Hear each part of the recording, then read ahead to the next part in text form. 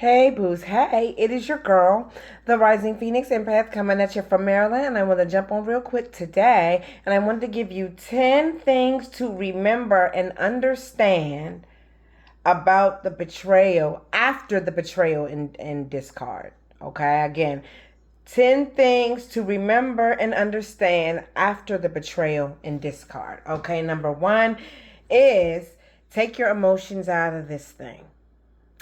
Take your emotions out of it and think logically about this situation. And when you think logically about this situationship, you will come to the realization that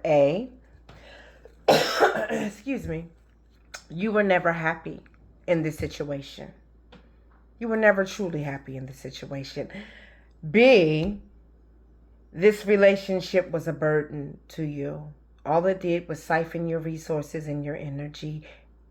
All you did was give, and all they did was take. This relationship became a burden very quickly. And not only were you not happy, but because of the burden, you were in a perpetual state of sadness. Okay?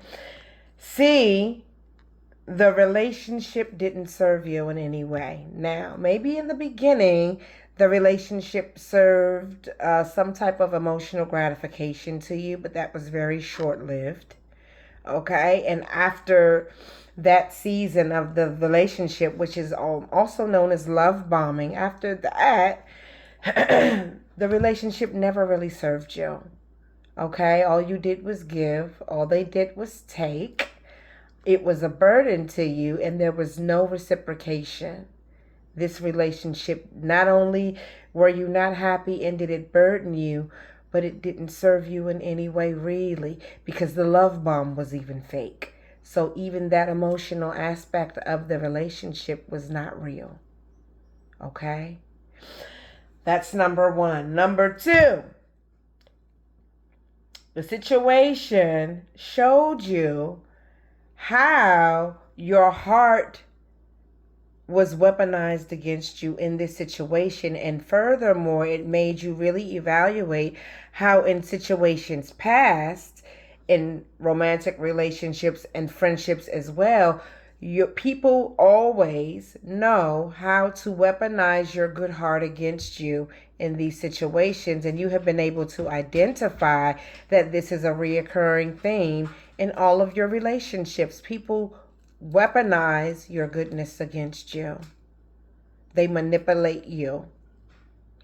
While, it's good to have a good heart, this situation has alerted you to the fact that you have to put some things in place. You have to create a whole standard operating procedures, a rules and guidelines book on how you operate in relationships and how you move with integrity and goodness and good motives, but you also protect your heart, protect your space, and protect your resources by not giving blindly off of just your good heart.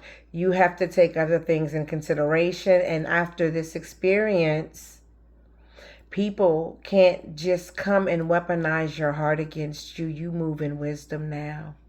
I need you to understand that, and in this way, this relationship helped you to grow and learn your worth and learn that not everybody that smiles and has a kind word to say has good intentions for you.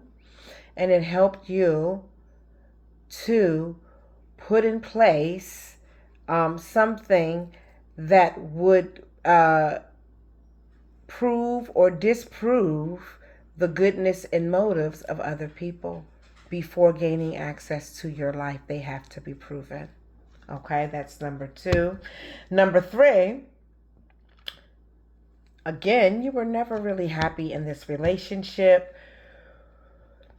You were in a constant state of being excited for the future and what the future would hold for you because of the future faking that took place. Plans that people really never intended on actually executing on. Okay? It was a future fake, and you were not happy But the only thing that made you wait it out, even in the midst of your misery, was the hope that the plans that you made with this person would one day come to pass. Okay? You were never really happy in the moment, in any moment in this place, in this relationship. You only hoped for better for the future, which would never happen. Okay? So I need you to, that's a very important factor to consider when getting over somebody, because if you were never happy, then what in the hell are you mourning? Right? Okay. Number 4, you're not heartbroken. You didn't even love them really because well, you did love them. You loved them. But how real could that have been, because they never showed you their real selves. You never knew them. And half the stories that they told you about their childhoods never happened. So many situations that they shared with you to create a fake bond with you never even took place. And you're left wondering, well, what was real? Well, number 4, you're not heartbroken because you didn't know them, you didn't love them. What it really is that you invested more. And you walking away, and you know that you invested what you invested into the situationship, never to get a return. And not only that you're not going to get a return, but that you invested these things with the purest of intentions for this person and for your relationship with them. And the whole time they looked at you as if you were a mark. And so now you are grieving the fact that you feel humiliated that you invested what you did, and you're never going to benefit from that investment in any way. That is what you're mourning. That is why you're sad. These people were never good to you. So you really didn't have anything good to miss. What you missed is what you sowed into them that you'll never get back. That is what you miss. Okay? So, I know it sucks, but I want you to understand that what you're feeling is not grief from being in love and heartbreak. What you're feeling is knowing that somebody used you and manipulated you and siphoned all of your resources from you. And it was their whole plan all along. What you're grieving is the fact that you invested so much and you'll never see a return. Okay, and I'm sorry that has happened. I'm so sorry that has happened, but I want you to know to cut your losses, because you'll never see a return, and their intent was not good, and they always intended on using you and winning and getting what they want and need from you. And their intentions just weren't good, right? And it just doesn't feel good. But I want you to know that number 5, God released all of your blessings, things that were stuck in motion when you were with this person. God released all of your blessings to you once these people released you. And it's because God never intended for them to benefit in any way from the goodness that God had in store for you, because even God saw their unworthiness.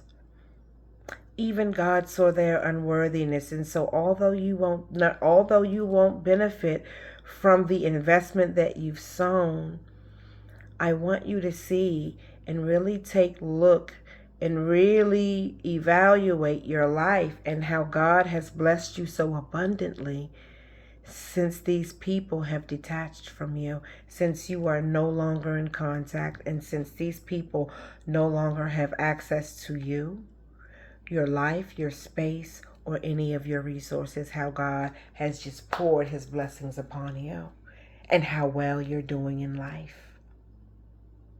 It was not a coincidence. God knew they were not worthy. God did not want them to benefit from the blessing. Okay?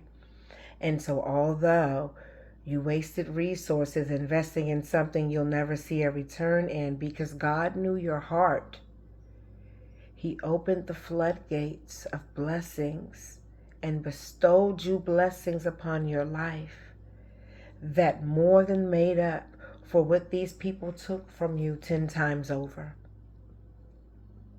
Okay? I want you to know that. And that's number 5. God released your blessings as soon as they let you go. Okay? Number 6. These people are never satisfied. Let me explain. These people are never satisfied. And what I want you to understand is that some of these people have moved on with other relationships. Some of these people have moved on in marriage. They're married now. And even in the midst of their marriage, they have never fully let you go. They are still to this day stalking your social media pages. They are still trying to break into your email. They are still trying to log into your social media accounts. And that is their way of contacting you, because they can't contact you because they know that you're going to tell it. So they're being very passive aggressive in their way of hoovering you and contacting you. But it's sad to know that you can create new covenants with new people, new relationships with new people. They can marry people and promise these people under God that they would be faithful and that they would do all the things that a husband or wife is supposed to do. They will be faithful. They will move in integrity. You know, they will not betray their mates in any way. And how would you feel if you were married to somebody that actively stalked their ex's social media pages? And more than likely, it's not just yours. They are grieving they're grieving everybody that ever left. They're grieving everybody they were forced to discard because of feeling unsafe. But how would you feel being connected in marriage and covenant to somebody who stalked their ex, the ex that they have convinced you was an evil person? They have nothing good or nice to say about these people, but to this day, they stalk them and watch them. And that, to me, tells me that not only are they unhappy and unfulfilled, but they're not content, they're not loyal, and the person that they're with is going to get much of the same of what you got in just a matter of time. It's a cycle, because when they were with you, they were stalking their last person. It's a cycle. And I want you to understand that these people are never satisfied. And so nobody gets a prize with them. Nobody gets a happily ever after with them, because they always find a way to break it. No matter how good the person is, no matter how much the other person shows them love, no matter what they do that nobody else has done for them, it'll never be enough to make a narcissist feel safe enough to love. And when challenged, they will be triggered to replace you. So, they're never satisfied. Nobody is getting the best of this person. Everything you got, somebody else is getting. You dodged a bullet. These people are unquenchable and unconscionable. They'll never be happy with one person. They'll never be satisfied.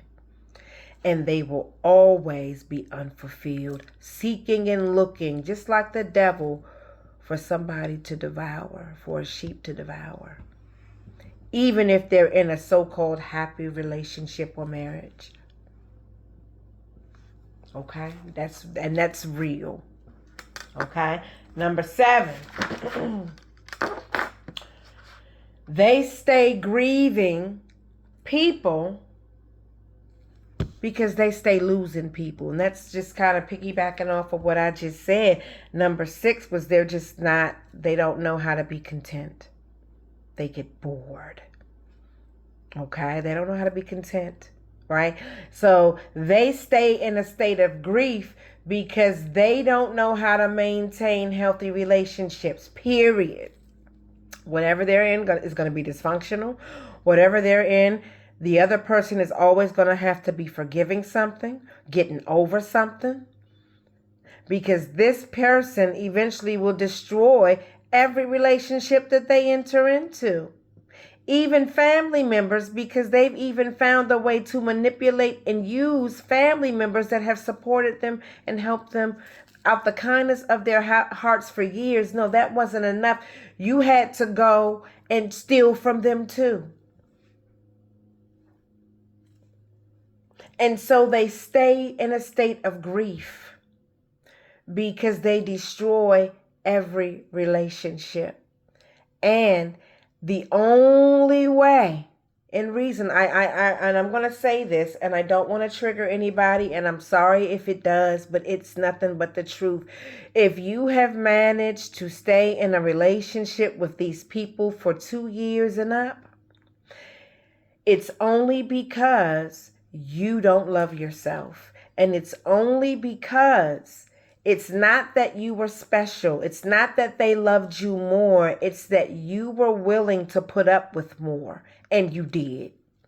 And that's why at the end of a 5-year, 10-year, 15-year, 20-year marriage, you have all of this compounded injury to get over, because you were able to deal with more of the profound disrespect, dishonor, and disloyalty, because you didn't have the self-love you needed. And I'm sorry if that hurts. That goes for every single one of us, no matter how long we was with them, because really we had no business with these people. We were above it. And I am not a person that likes to place myself above others, but the bottom line is that we all are in different seasons of life and vibrating at different levels. And some of us just have not grown and evolved to a high vibration. And so that, yes, that does put you behind. The higher you vibrate, the less you are able to put up with. You don't have any tolerance for it. But if you were with these people for 2, 5, 10, 15, 20 years, it's because you lack self-love. But these people stay grieving people. They stay grieving because they stay losing people. They stay losing people because they destroy every relationship. And anybody that can stay with them for a lifetime, I have to question that you may be a narcissist too. Okay, number 8. They think they won because of your investment. Let me explain that. Chosen ones, they laughing with their friends, they're laughing with their family, they're talking about how they got this from this one, they got that from that one, they got this from you. Let me give you an example. Maybe you invested $10,000, $20,000 and up. They're laughing to their friends. They think it's hilarious that they won and that they were able to get this investment from you. But what they really did, chosen ones, they didn't just get you for $10,000, $20,000. What they did is they showed you that they were unworthy of the hundreds of thousands that you have come into contact with since now this has been severed. Because while they laugh at the 10,000, nobody else is willing to do what you did for this person. And nobody ever will. And that is the curse. Nobody will ever do what you did for this person. Nobody. And they didn't just get you for a measly 10,000. What they did is they lost access to 1,000,000. Because the measly 10,000 was a test. If we can trust you with 10,000, can we trust you with 100,000? All you did is show your unworthiness to be helped again. Because what it's going to take for your situation is way, way more than a measly 10,000. It's going to take a lot more, and nobody cares enough about you. Nobody loves you enough to make that sacrifice for you. And the only person that did, you debted that. And you made sure that you would lose access to that person for the rest of your life. So while they may have won the little money, they may have won the little prize, the real prize was you, chosen ones, and what you are willing to do for people that you love, and how you're willing to advocate for people that you feel are being who need advocacy. It's how you show up for people. They lost, okay? And so you need to apologize to them actually for being the test that they failed. Because God couldn't trust them with the chosen ones. God couldn't trust them with a little. And they brag and laugh about it. But in this situation that they're in, they have ensured that forever they will be in a place of just being in a place of not having freedom.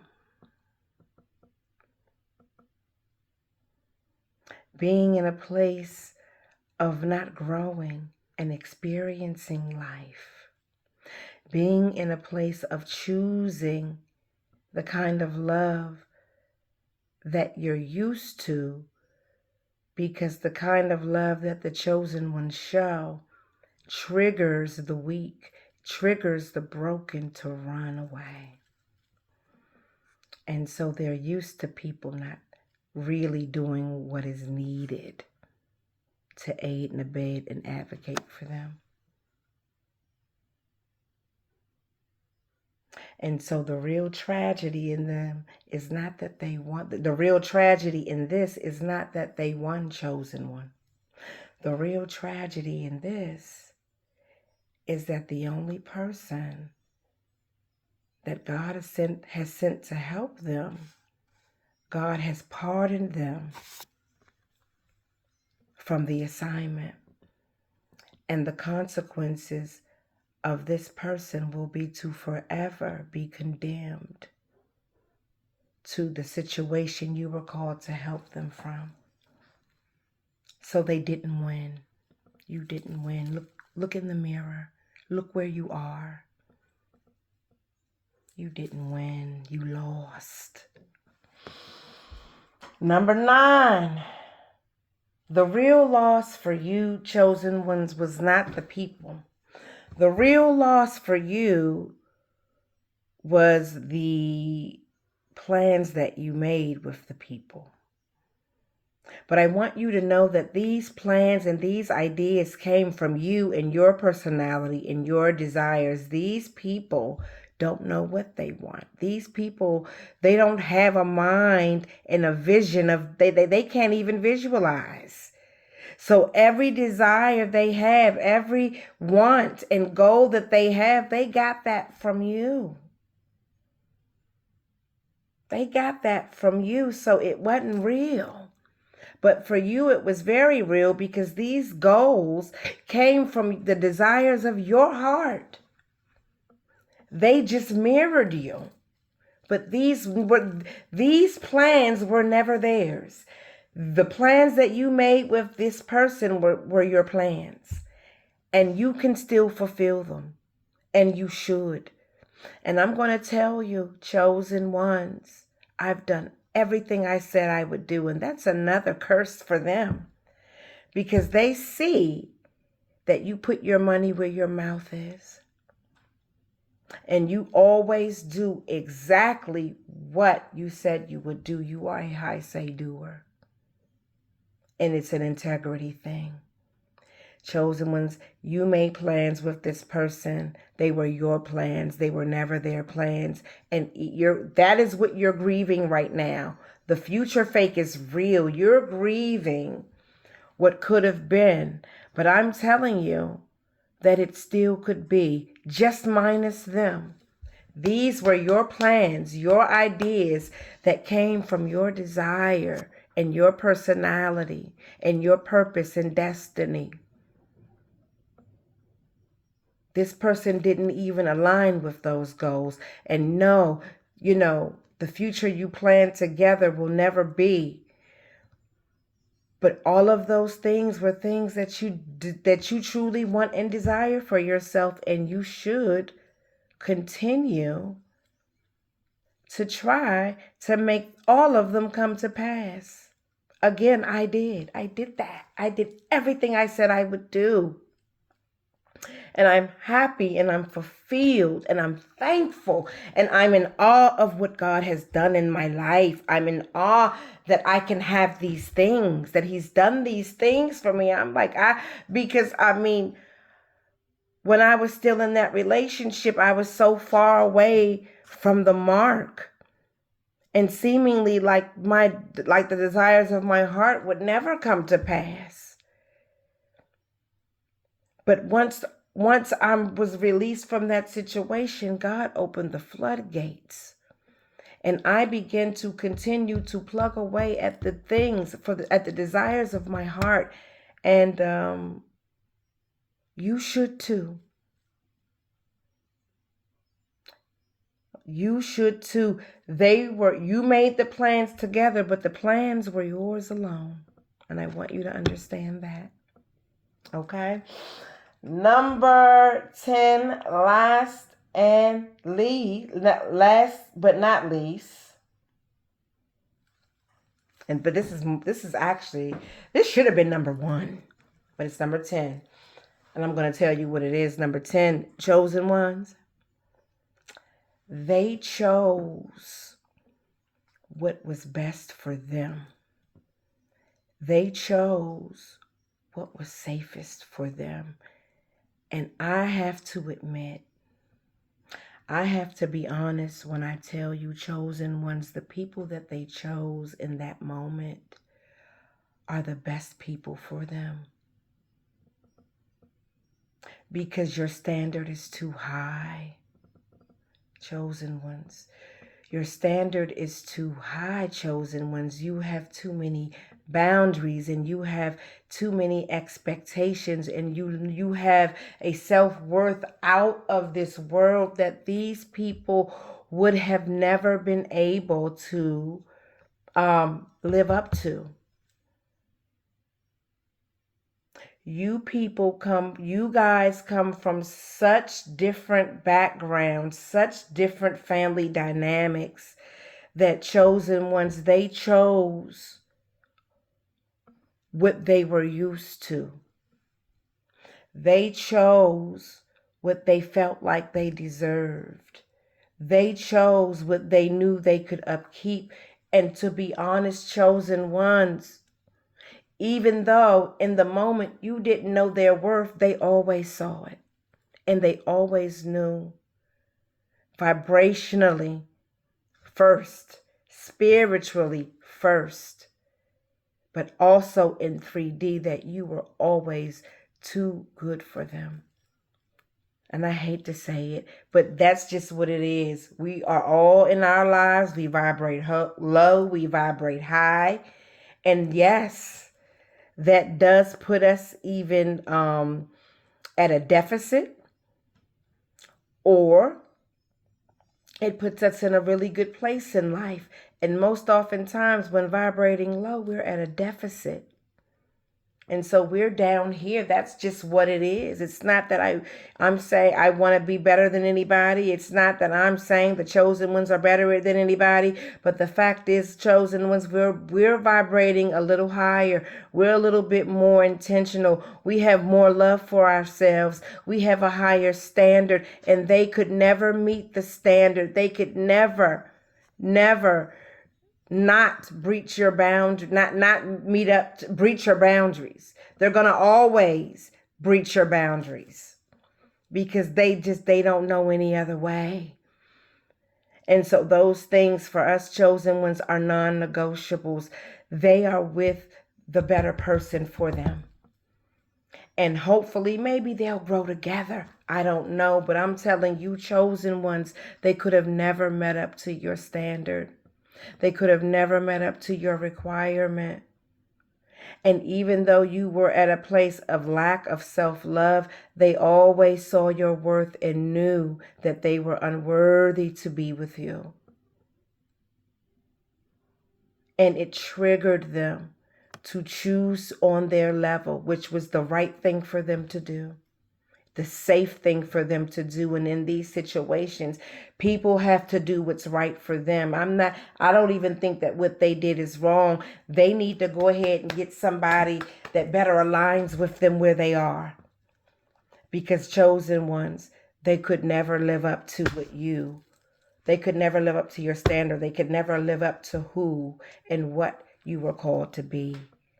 You do not align, and they chose the best person for them. And I want you to know that them choosing what was best for them in no way means that what was best for them is better than you. It just means that where they are vibrationally, where they are spiritually, where they are situationally, it better aligns with who and what they are. They can maintain it easier. It's easier because that person is right there with them. It's easier. So you have to let people go and do and align themselves with people that they're more comfortable with, people that they'll have a better success rate with. Because to be honest, chosen ones, they didn't have it within them to be the person, the human being of integrity. They didn't have it in them to meet the standard and requirement. They didn't have it in them to be the person that you are, let alone to be able to lead you if in this situation where we're talking about men.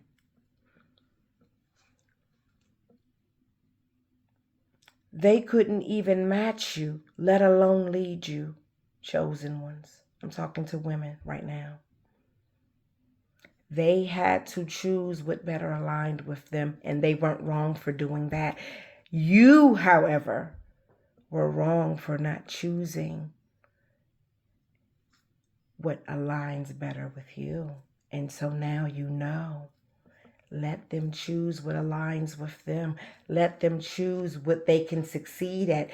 It was an unsuccessful match because it was just the alignment was nowhere near where it needed to be. These people were at a deficit. And to be honest, it's not even fair because they just don't have it in them to be what you needed them to be. They don't have it within them, to do the very basic things. So they aligned and chose people on their level. And sometimes you got to let people go and choose comfort. You got to let people go and choose what aligns for them. And maybe they can grow together and become evolved and better people together, but chosen ones.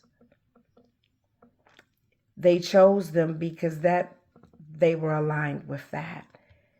And I want you to understand that where you are spiritually, where you are vibrationally, where you are in your career, where you are with your finances, where you are all across the board, where you are with your integrity, where you are with your heart, where you are with your emotional intelligence, where you are with the wisdom that you've learned from all of these things.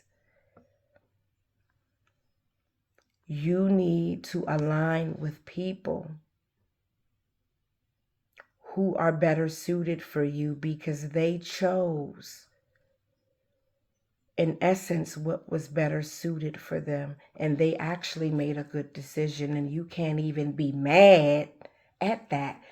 That's better for them. That is better for them.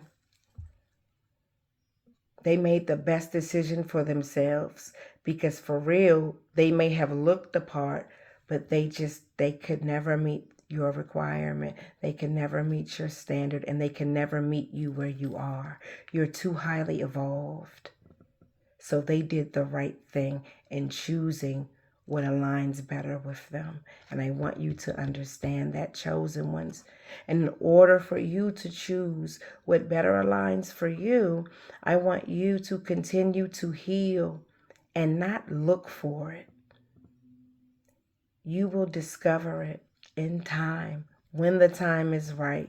Continue on your path. Continue to healing. Continue to being the best person that you are, that you can be. Continue to grow. Continue to evolve. Continue to hold yourself accountable when you're out of pocket. Just continue just to do and be you, chosen ones. Continue to be an empath and have a heart, but to use wisdom and to not allow any and everybody in your space, any and everybody in your life, and any and everybody in your heart. Put up those boundaries. Keep them high. Have that standard nice and high. Keep growing. You will attract what aligns to you, and keep doing good and keep pursuing your destinies, chosen ones. I hope this was helpful to you. I want you to know, happy Sunday. I love you. I hope you're having a good day, and I hope you have a good week. I'm going to try to jump back on again. I don't know, maybe not. I may. But if I don't, either way, I love you, chosen ones. Thank you for your support. Thank you for your viewership. And know that I love the RPE tribe. Okay? And until next time. But I want you to know, continue to heal. Feel what you're feeling, but know, use your logic. And I hope that all 10 of these things, you need to remember them. And if you remember these 10 things, you'll know that you're healing more than you think you are. Okay? Love you until next time, and I will see you when I see you. Mwah!